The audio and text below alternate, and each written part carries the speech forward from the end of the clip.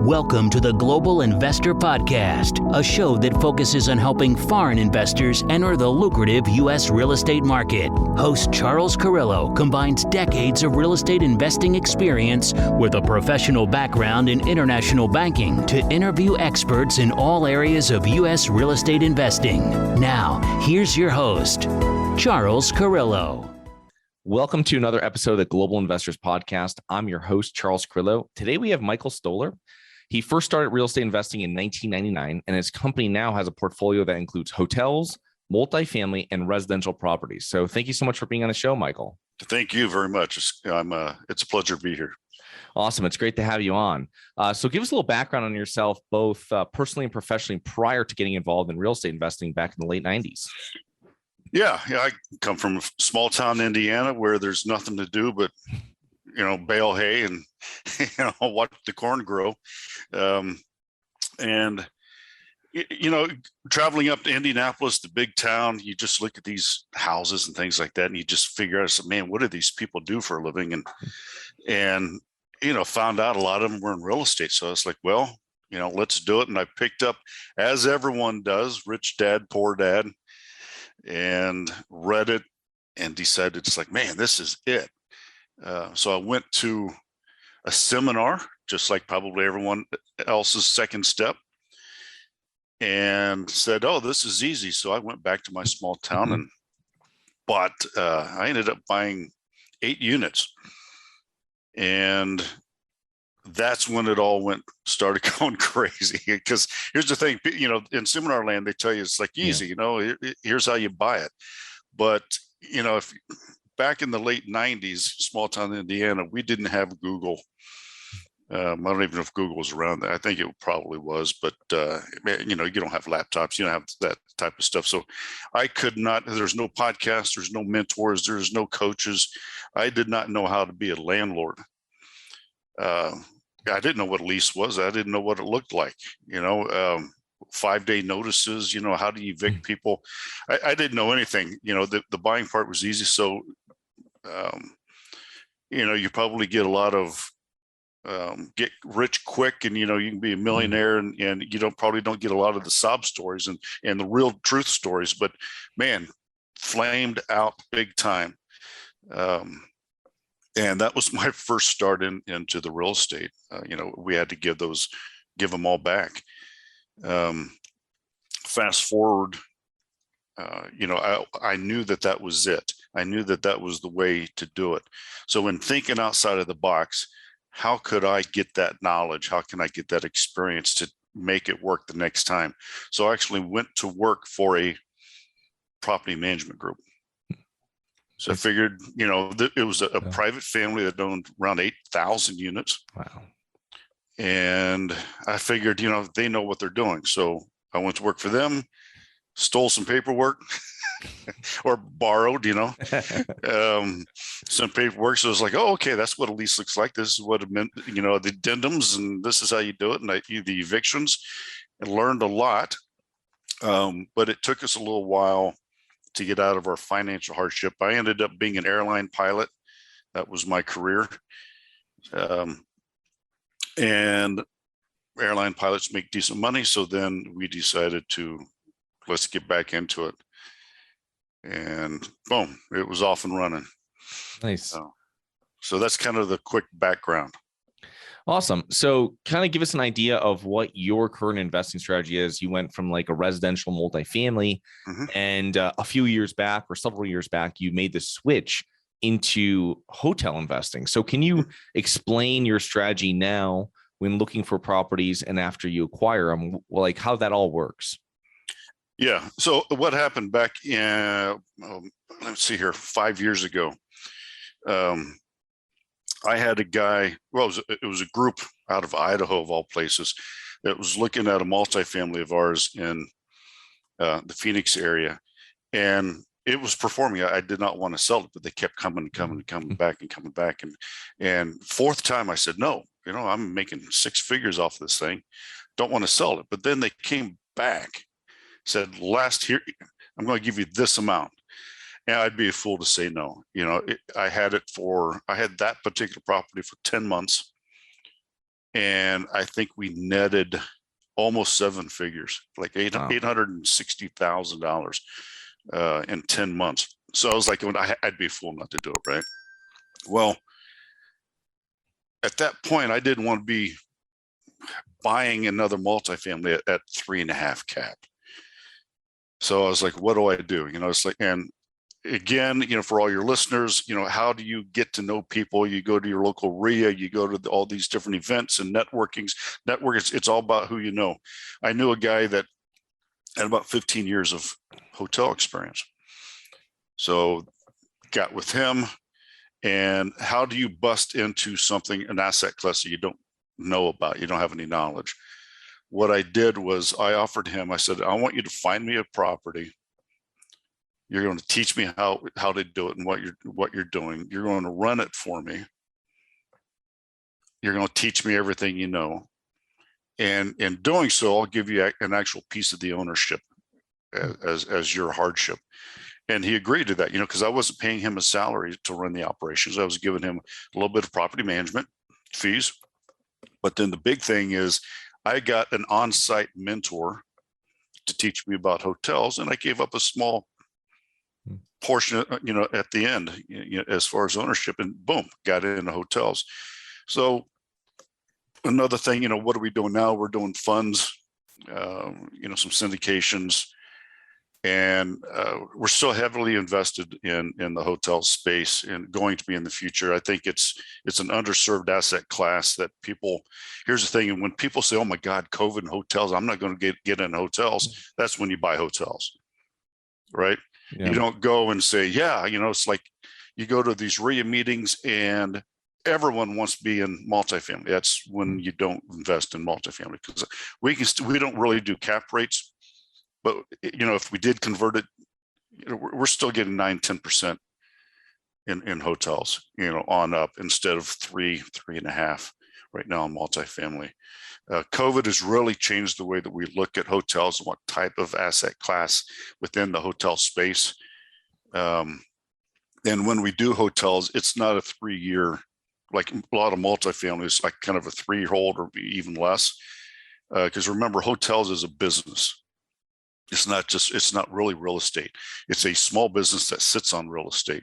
So there's a lot of things to do in order to get those things going again, and the gross fund, the gross income multipliers up and all of that. So they're usually 5, 7, 10-year holds.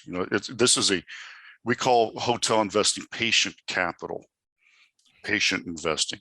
These are long-term, get the dividends, but they're long-term holds. Interesting. So what are the main differences between investing in hotels versus multifamily? And I say this in the sense that, you're looking for multifamily and you have an idea of markets, you have an idea of what I want to see in a neighborhood.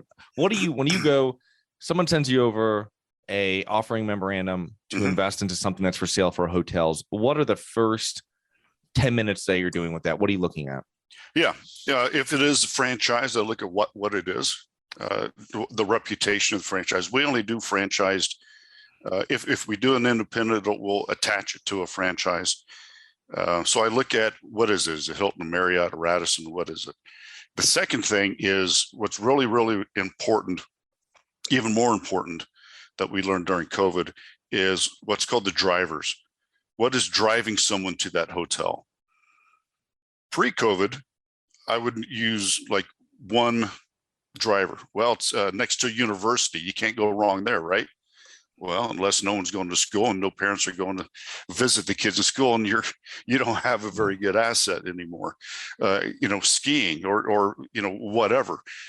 So we look at now multiple, at least 3 drivers. Why are you going to this hotel? Is it off of an interstate, so you just need a place to stay for the night? It's just off of the interstate.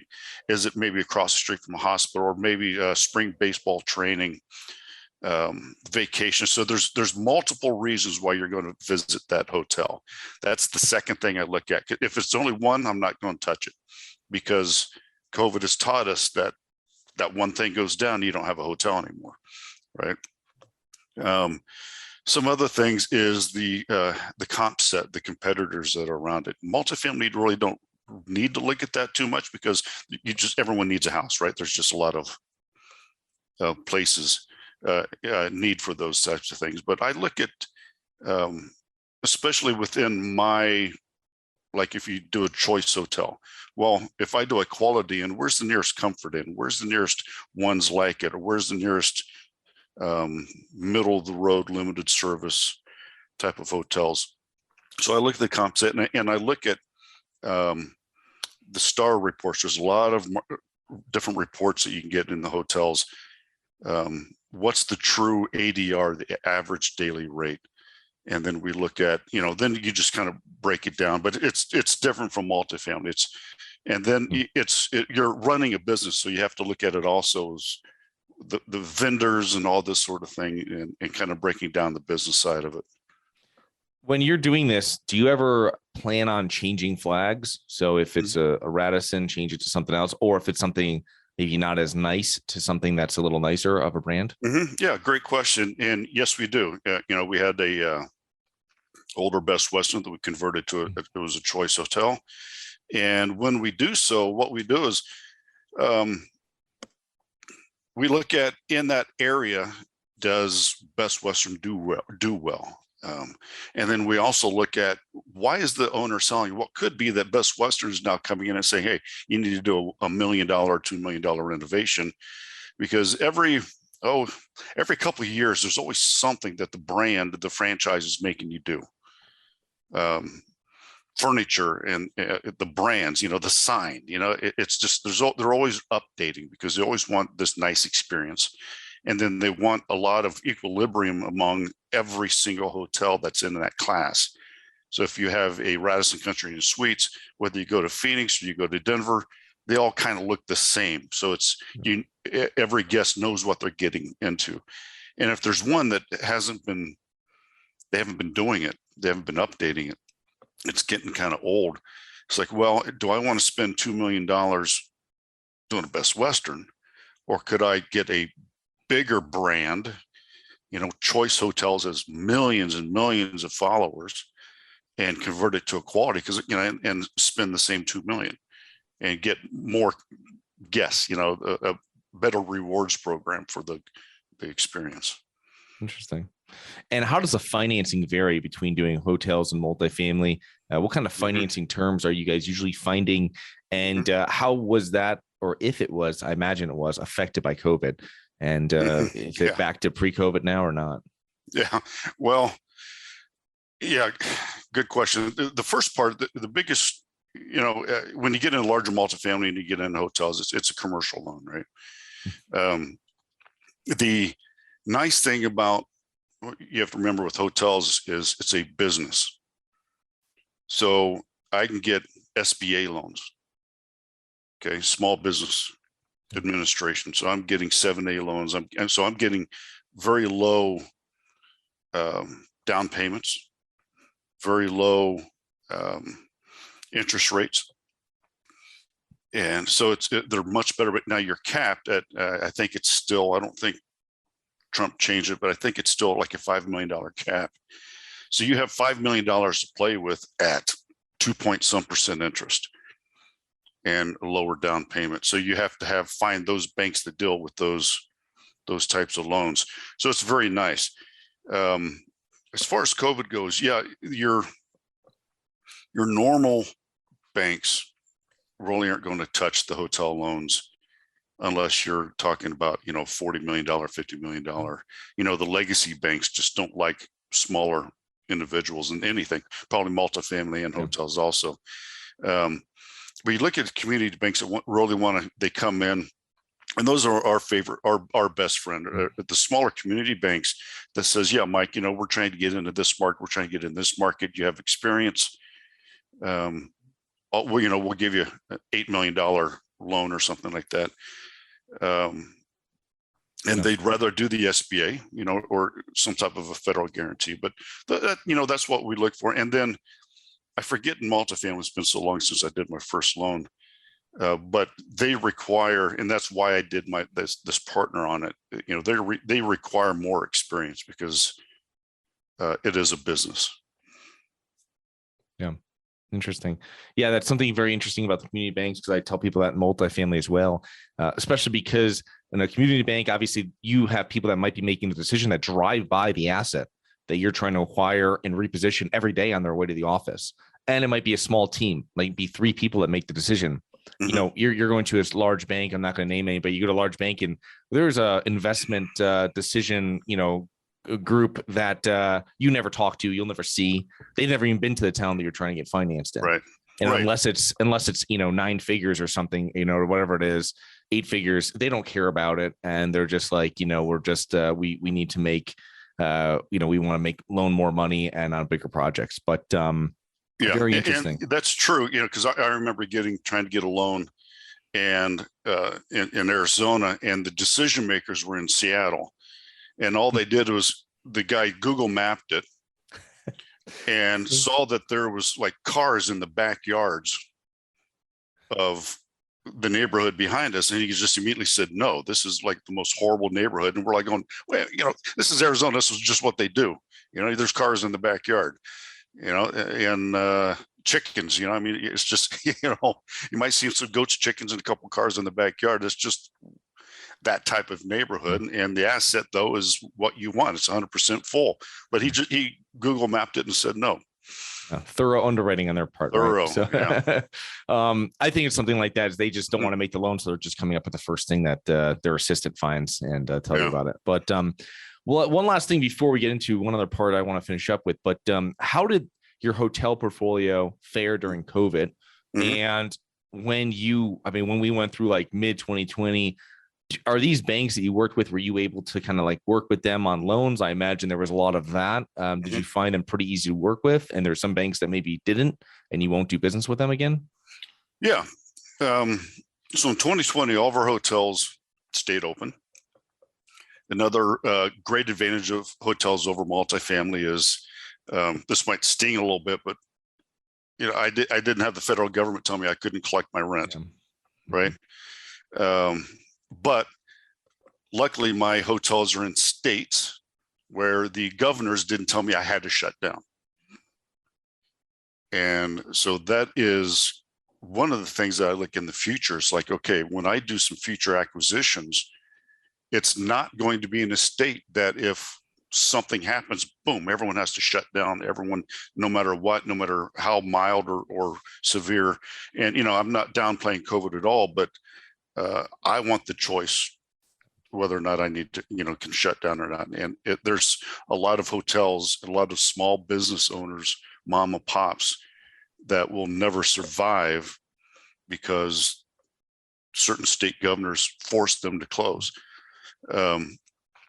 So one thing that we are able to get is, because we're small businesses, is we were able to get the PPP loans,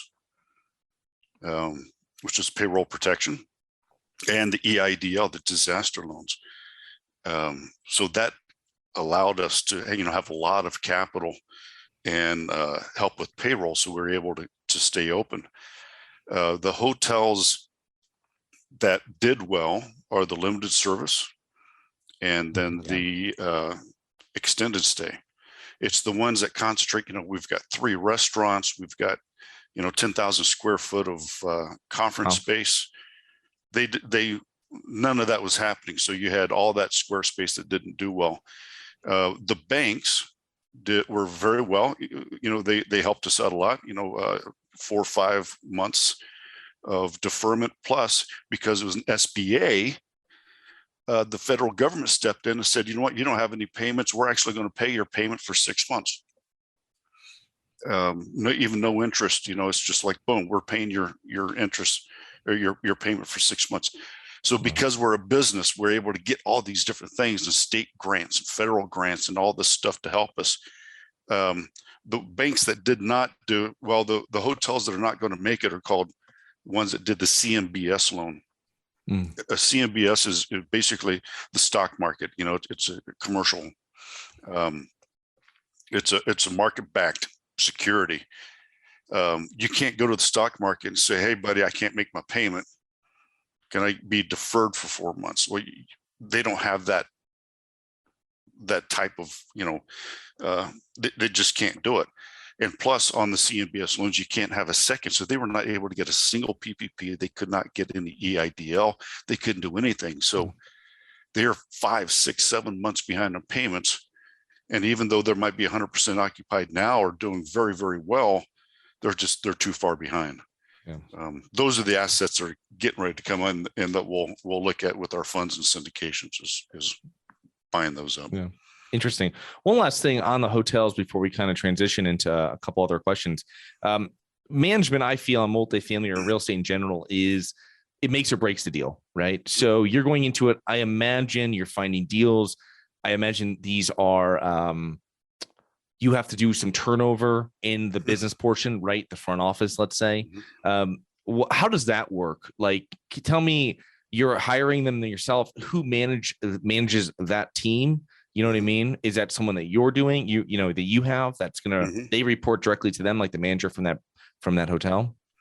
Yeah. So we have a team, operations team that, we'll go in and we look at an asset. So in the hotel space, you have what's called a general manager. He or she is the person that does the entire hotel. And then you might have a front desk manager, like a housekeeping manager. And then you have maintenance people. You could have 18, 20 on up, just depending on the size, that many employees. So we go in, and most of the time the general manager is gone. Okay. Because the type of hotel that we look at, something's been going on. It's an out-of-state owner. The GM's been running it their way for 4 or 5 years. And the reason why we're buying is because they did a bad job. So we'll go in and bam, go out, put someone in place. And then we basically interview everyone to keep their job. It's not whether or not you're fired or not, but we don't know you. Yeah. So we interview everyone. Yeah.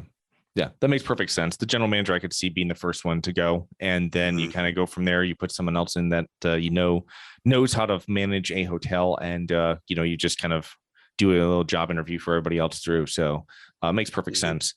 So one thing, Michael, that I saw that I'm a huge advocate of virtual assistants, and you are as well. Can you explain how you utilize VAs in your business, whether it's managing your business or managing existing acquisitions or new acquisitions? Yeah. Well, basically virtual assistants manages my life. For all the investors out there, you're going to get to a point where you need help in order to grow. It's in every book, it's in every mentorship, it's in everyone. There's going to be a point where you want to work in your business or on your business, right?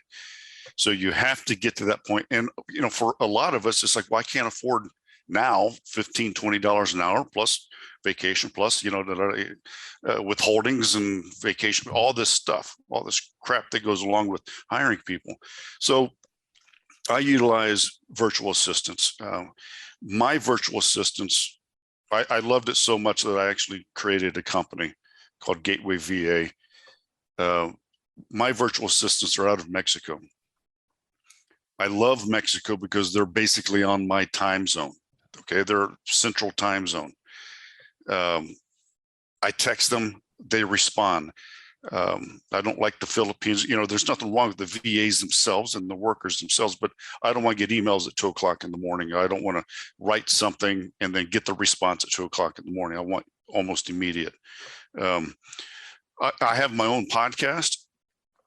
I have a virtual assistant that's in charge of my podcast. They schedule everything. They do my show notes. They do the bio. They basically do everything. All I do is look at my calendar, like today. Oh, I have a 9:30 o'clock podcast. And I didn't really do a lot of it, the interaction. They also input all my bills into like QuickBooks for the hotels. Each individual, they just get all the bills and boom, they put them all in. They just do all of that remedial minimum wage type jobs. They do it at a third of the cost. These are college educated people that are smart, want to work, fraction of the cost. Nice. So if someone wants to hire their first VA, like how do you suggest they go about it, and what should they avoid when they're doing it? Yeah, a good question. There's two types of ways to do a VA, and it depends on what you want. If you don't care about having a single person, now, my VAs, I've had them for several years, and it's one person. They're like my employee. But if you're just looking for someone to call, call lists and call, tax liens and things like that, there's two types of VAs. One is you're going to work through a company that handles a pool. They may have 100 VAs working for them, and you have this task done, and you won't get the same VA twice. Okay. You have that. You have to decide, is that what you want? And then they get a kick. They may be paying the VA $5 an hour, but you're paying them 10, and they get the VA gets 5 and the company gets 5. And if you don't want any personal type of assistant, then that's the way to do it. The other type is like my company and like, a lot of the others, where you're just paying me a one-time finder's fee. Okay. And then we guarantee, you're going to do the interviews, you're going to set up the job descriptions, you're going to do everything. You interview these people, you find someone that works for you, and then they become your assistant, and you can have them for 90 days or 5 years, but it's one person. And those people learn your systems, they learn how you do things, they learn everything about your business, and they become your right-hand person. That's the other thing. And then what you do is you just pay them like you'd be paying, I'm not going to say like a regular employee, because you have all these withholdings, but you're going to pay them directly, and I'm completely out of the picture. I just have that one-time fee. And then, we have a guarantee that they'll work out. But those are the type of things. Okay. Just keep in mind, what type of VA do you want, and how much involvement do you want? Do you want just a pool of people, or do you want an actual assistant? Yeah, that's great. The other thing too is I always say, like, start with a couple tasks, because you're not comfortable if it's your first VA, and then then just kind of add on to it as you get comfortable with them. And by the end of the time, you're like, wow, this person's working like 20 hours a week for me, like taking off all these things off my plate. But and another thing is, don't be picky about, I'm paying them $40, for 40 hours a week. And, I need to make sure they're working 40 hours. It's like, don't worry about that, because the pay for 40 hours is nothing. And all you care about is, are they getting everything done that you want them to? Don't be the micromanager with the virtual assistants. Yeah. It's like property management. Yes, we know that somebody that's going to manage your property is not going to do as good as yours. They're not going to do as fast as you. They're not going to do everything that's right. But what do you care if you're paying someone a few dollars an hour and it takes them 25% longer? It doesn't really matter. It doesn't matter. But Michael, so tell me about what common mistakes that you see real estate investors make. Oh boy. Yeah. Well, I've probably made all of them. Don't do it yourself is the biggest thing. Okay. Learn. You're going to spend money anyway. All right. So you can spend money making mistakes, or you can spend money paying a mentor or reading books and doing it correctly. And if you pay the same amount and do it correctly, then where you're gaining is in time. It's going to take you a lot less time, because if you pay the same amount and just keep making mistakes, you want to learn from your mistakes, but I'd rather you learn from my mistakes, okay, and Charles' mistakes, and then do it correctly, and you'll be successful quicker. That's the first thing. Get a mentor. The second thing is build a team. Team is so important. I'd never go to LegalZoom, to get paperwork. I have an attorney. I have a CPA that knows real estate. I have, the contracts attorneys. I have my eviction attorneys. I have my syndication paperwork attorneys. I have this team. I have my assistants. So the first thing is find out, and then the third thing is find out what your unique ability is. What do you love to do? Is it finding acquisitions? Is it maybe you love running the day-to-day. Maybe you like being the landlord. Figure out what you like to do, because if you only do what you love to do, you'll be more successful. My problem was I got so bogged down in doing everything that I wasn't growing my business. So it finally, in one of my coaching sessions, I need to start delegating, concentrate on my unique ability. Okay. And our second to last question, what do you think are the main factors that have contributed to your success? Oh, good question. Analytics. I'm very good at analyzing deals. And when you analyze deals, here's the thing is, when you get into real estate investing, it's no longer a personal decision. It's no longer, is it pretty? You know, it's like the residential real estate. Oh, it needs to have the granite countertops, has to have a view. I don't care what it looks like. Does it make me money? Okay. That's the first thing that you have to really get down into it. And don't take anything personally. If you're going to be in multifamily, you're going to be called every name in the book. Remember, this is a business decision. And the fact that you're evicting people and these things, don't take things personally. It's a business, because if you take it personally and then no one got evicted, because remember, if you slack on one person, they're going to talk to every 50 other people, and then everyone's going to say, well, they didn't have to pay, I don't have to pay. Then it just snowballs. So everything is a business decision. I'm sorry that you're a single mother with 3 kids, but you haven't paid me. You know, so get that fine line of, it's a business decision, and this is a business. Number 3 is, why are you doing this? What is your purpose of investing in real estate? Mine's not the money. It may be at the beginning, but money will come. For me, it is, and I have it above in my office every day. I look at it. My goal is to build a life that I don't need a vacation from. And that's my mantra that I look at every day. So find out why you want to do this and why you want to be successful at it. I love that. That's great. So how can our listeners learn more about you and your businesses, Michael? Website is Gateway PE, as in private equity, gatewaype.com.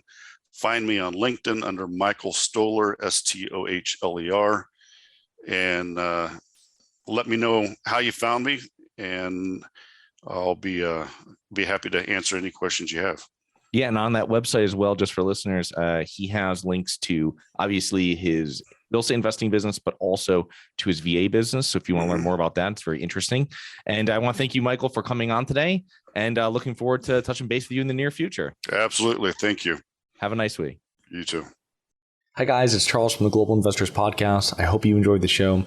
If you're interested in getting involved with real estate, but you don't know where to begin, set up a free 30-minute strategy call with me at schedulecharles.com. That's schedulecharles.com. Thank you.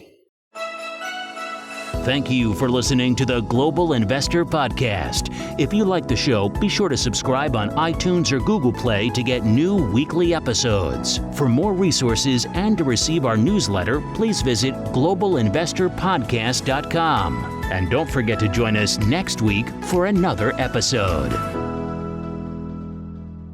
Nothing in this episode should be considered specific, personal, or professional advice. Any investment opportunities mentioned on this podcast are limited to accredited investors. Any investments will only be made with proper disclosure, subscription documentation, and are subject to all applicable laws. Please consult an appropriate tax, legal, real estate, financial, or business professional for individualized advice. Opinions of guests are their own. Information is not guaranteed. All investment strategies have the potential for profit or loss. The host is operating on behalf of Syndication Superstars, LLC exclusively.